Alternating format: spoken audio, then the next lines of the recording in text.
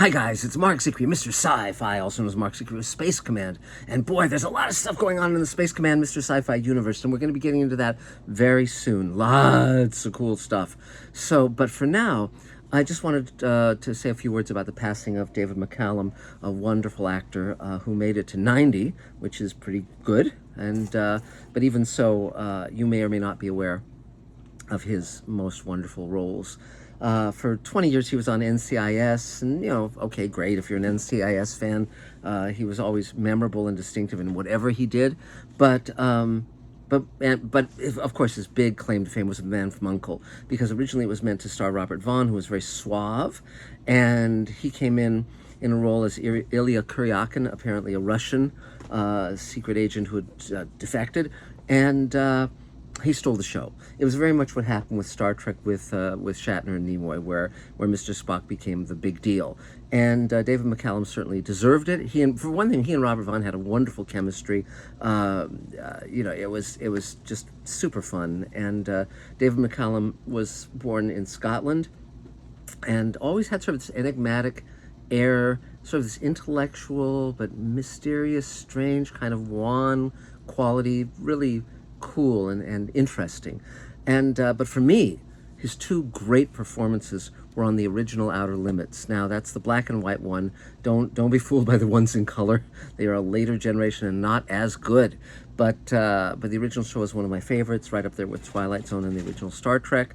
And his two episodes were The Sixth Finger and The Form of Things Unknown. And we'll talk about those two starring roles, because he was terrific in both of them.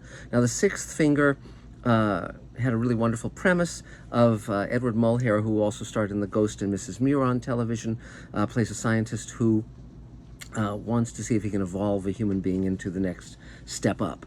And this is several years before 2001 explored a similar idea in a very different way. And so David McCallum plays a Welsh miner, sort of an unschooled character, and he submits to this experiment, and step by step he evolves into this really strange, big-headed, cool-looking guy with 6 fingers on each hand. And the steps of him changing were wonderfully presented. And the makeup guys on Outer Limits were Fred Phillips and John Chambers. John Chambers, of course, would go on to Planet of the Apes and win an Oscar for it. And Fred Phillips moved on to Star Trek, and just terrific makeup guys. And so it's a wonderful episode dealing with him going through phases of anger to empathy to forgiveness. I mean, just really interesting stuff. And he's wonderful in it. And then it's a terrific Outer Limits episode. If you've never seen it, again, it's called The Sixth Finger. But the high point of all of it is The Form of Things Unknown. And this was originally done as a pilot for a spin-off series.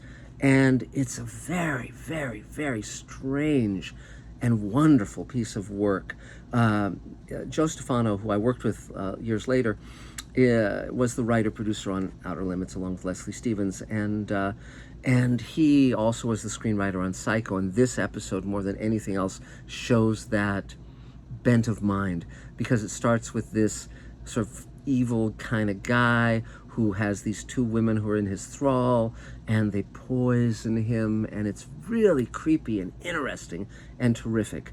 And they ultimately end up in a mansion, a spooky mansion, with David McCallum and a blind guy who ultimately we discover is the owner of this house. And that's Sir Cedric Hardwicke, who was in everything from Things to Come to Uncle Simon in that episode of Twilight Zone.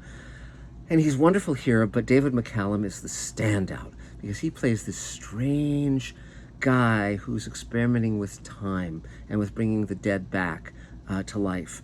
And there are 2 versions of this episode, because the series did not sell, and so it was repurposed as an Outer Limits episode.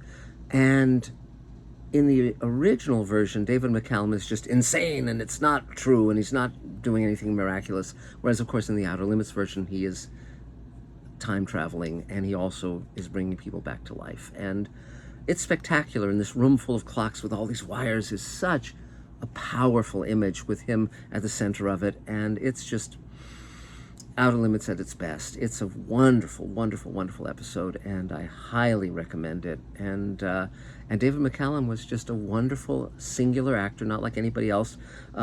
He didn't get to be in Star Trek or Twilight Zone, sadly, though his wife, Jill Ireland, was his wife at the time. She was in This Side of Paradise with Leonard Nimoy falling in love with her. But David McCallum, see, the lovely thing about working in this medium of television is that the organic, the physical version of David McCallum after 90 years is no longer with us, but you can go back and see him at his young, brilliant, best self. And so definitely check it out. Outer Limits is available on many platforms and all over the place, so you can find it. But definitely check it out. It's well worth it. And if you've never seen The Outer Limits at all, definitely check out the entire series.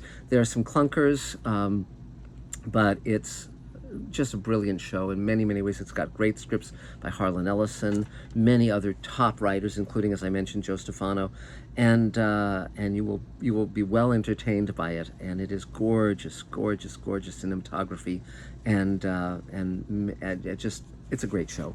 So that's it for now. We're going to be talking again real soon. We're going to be launching a Kickstarter campaign for the box set of Space Command in a few days. And also, if you've been looking to buy shares, we're about to offer the third offering of Space Command shares.